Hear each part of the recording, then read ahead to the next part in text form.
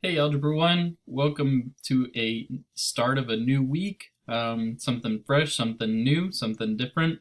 We're talking about radicals. It's radical, I know. That is not a word that we use to mean cool too much anymore, but I'm probably going to make more than one joke about it here during this time of a few lessons.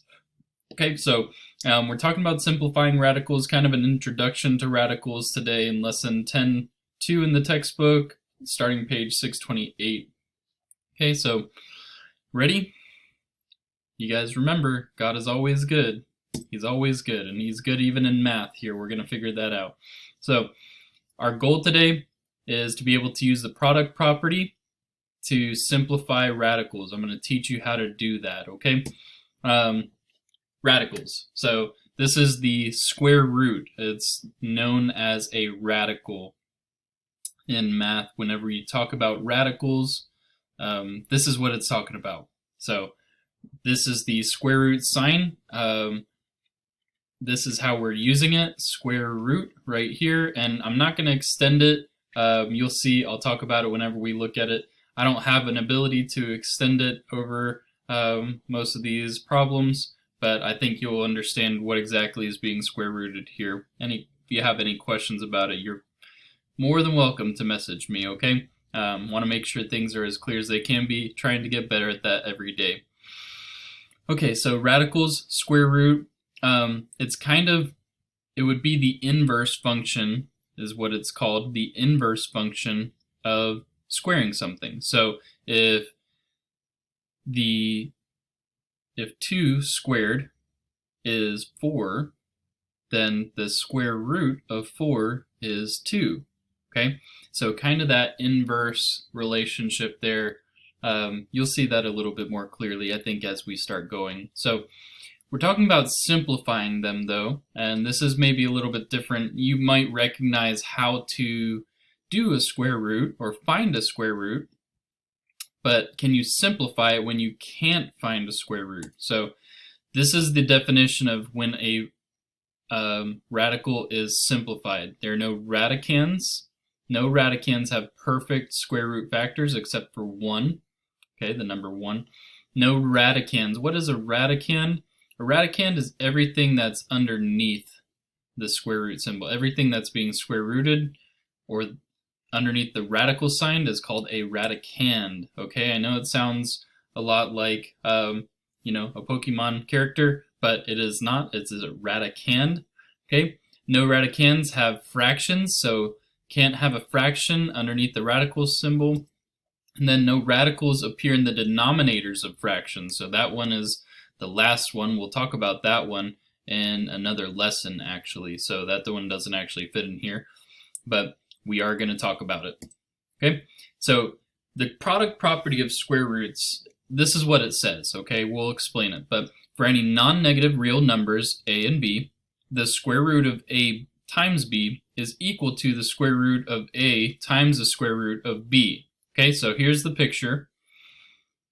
The square root of ab is the same thing as saying the square root of a times the square root of b if a is greater than or equal to 0, and same with b.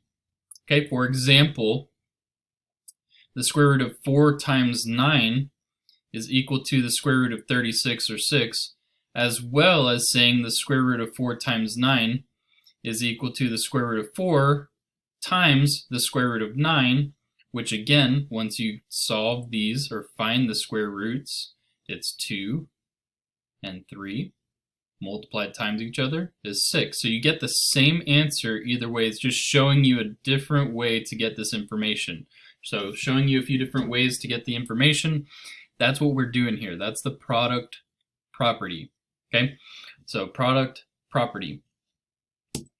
So here's an example. We've got the square root of 80. Now, do we know the square root of 80? No, we don't know the square root of 80 because there's not a perfect square root. This isn't one of those that you've learned. So what we need to do is break it down. So break it down into little pieces, chop it up, okay?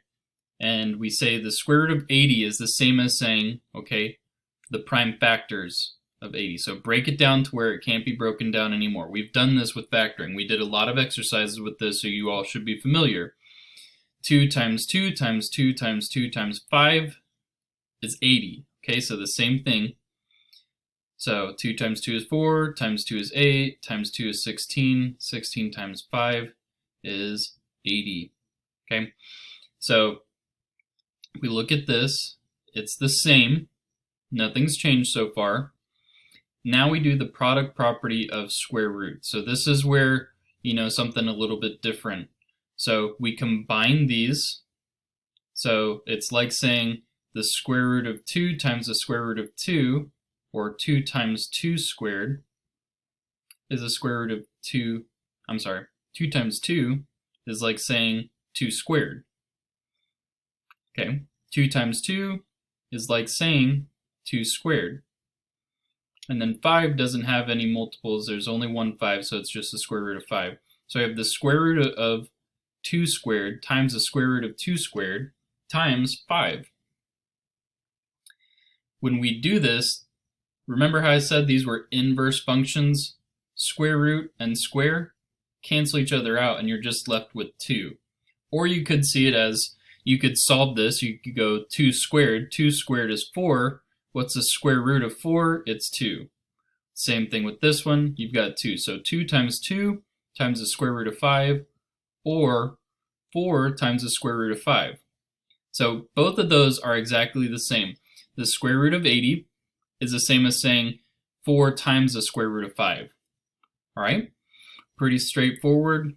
Maybe, maybe not. Okay, hopefully you'll start to catch on as we work forward if you're not getting it just yet. Alright, let's do another one. This is the square root of 54. So, first thing we ask ourselves, what are the factors of 54?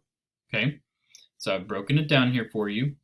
9 times 6, right? Because 9 times 6 is 54. Then we break it down further. What times what is 9? 3 times 3. What times what is 6? 3 and 2. So we've got 3 times 3 times 3 times 2. That all equals 54. Therefore, the square root of 54 is the same as saying the square root of 3 times the square root of 3 times the square root of 3 times the square root of 2. Okay, so this is where we combine it.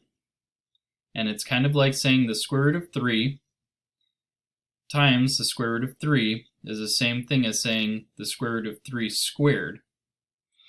Now when we do that, that's all, good and dandy. Basically what we're saying is that 2 of these, square root of 3 times the square root of 3, is the same as saying just 3. Okay? So you don't have to write all this down. You don't have to remember all these steps. Just remember that the square root of 3 times the square root of 3 is just 3. It's just 3. Okay? So we combine these. We've got square root of 3, square root of 3. That is 3. And what's left over is just the square root of 3 times the square root of 2, which can't be reduced anymore. So we just recombine those into the square root of 6, and we get 3 times the square root of 6. That's our simplification right there. Alright, let's do another one. Square root of 24. Why don't I let you pause, see if you can get this, and we'll come back and make sure we've got the right answer. Alright, hopefully you did pause. We're going to work through this, just make sure we've got it, kind of break it down the same way. What are the factors of 24? Well, we know 6 times 4. We can break that down more. 3 times 2 is 6. 2 times 2 is 4. So we've got the square root of 24 is the same thing as saying the square root of 3 times the square root of 2 times the square root of 2 times the square root of 2. Okay, you see a couple that can be combined here. Again, we see this process. We know that the square root of 2 times the square root of 2 ends up equaling just 2. Okay, they cancel each other out. It's just 2. So we're left with, again, square root of 3 times the square root of 2 and 2. So 2 times the square root of 3 times the square root of 2, which you combine this, it makes the square root of 6. So 2 times the square root of 6 is the same as saying the square root of 24. It's just more simplified. Okay, I know this is a lot of complex work to get to a simplified answer. It's okay. This is a process. This is something that you're going to need for your SATs and such. It is not something that I'm going to harp hard on, but it is something that we're going to work through, and that way you understand, because it will help you as you start working with more complex maths. All right, last problem that we're going to look at that we have to solve. Okay, this one's a little bit of a different change up. So I want to see you break it down, or I want you to break it down into its most basic form, simplify it as low as you can, and then see what you can break out of that square root. So what can you get out from under that square root symbol and make it just a whole number, no square root. Then recombine it and see what you've got. All right, hopefully you paused. If not, do it now. Okay, pause and try to solve that. Let's do the same thing. So square root of 2 can't be reduced anymore, but square root of 14 can. Okay, so let's reduce it. Factors are 2 and 7, so we've got square root of 2 times the square root of 14 is the same as saying the square root of 2 times the square root of 2 times the square root of 7. Okay, we're just saying the same thing, just a little bit of a different way. All right, you see already, these can be combined to get you just 2, so it would be 2 times the square root of 7. So 2 times the square root of 14 is the same thing as saying 2 times the square root of 7. Just simplified and broken down just a little bit. So here we're going to take a sneak peek at the next lesson just to get you a little bit of a feel for it. Hopefully it'll settle in your brain just a little bit so that when we come to it next lesson, you'll be ready for it, okay? So what about when you have the square root of variables?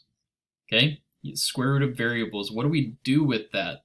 All right, there's a special rule, and I'm not going to go into all the details of it. I'm just going to say because math, okay? You will have opportunities to go deeper if you want to. You can find out more. You can keep digging.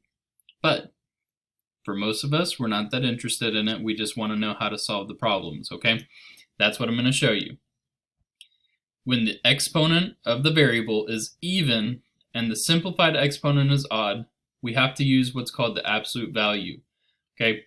There's a full page, multiple pages written on why this is true. Just to know it is true, okay? So when we have the square root of x squared, it is the same as saying the absolute value of x, right? It's only when the variable is even, so you've got this, and the simplified exponent is odd. When it's even and even, like the square root of x to the 4th, you don't have to do that. So, but when it's the square root of x to the 6th, this ends up being odd, so we do have to use the absolute value, okay? We're going to look at that a little bit more. We're going to take a big step, and we're going to figure this one out right here. So we're going to look at it again in the next lesson just as a refresher, but let's look at it. What are the factors of 90? So we do the same thing we've been doing with the other problems. Break down the factors of 90, x to the 3rd, y to the 4th, and z to the 5th. So 90, let's just break it down. 2 times 45, break 45 down to 9 times 5, and break that down even further. 2 times 3 times 3 times 5. That gives us 45s. Then x to the 3rd is the same as saying x times x times x. X to the 4th is the same as saying y times y times y times y. Z to the 5th, z times z times z times z times z. Okay, lots of repetition here. It's the same thing. Therefore, we've got this long line right here. 2x and all of this. We'll review this more in the next video, but we are talking through this. You're going to see exactly why we get this answer. Okay, so go and be blessed.